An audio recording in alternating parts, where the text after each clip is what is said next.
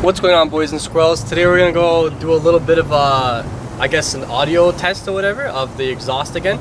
So the last video I was asked to do a little bit longer of a cold start, and I don't have any like actual I guess long driving shots of it, like to hear it like, you know, screaming and stuff. So we'll do that today, and then maybe if we get back in time I'll install some parts on the Cougar. We'll see. But here's a cold start right now.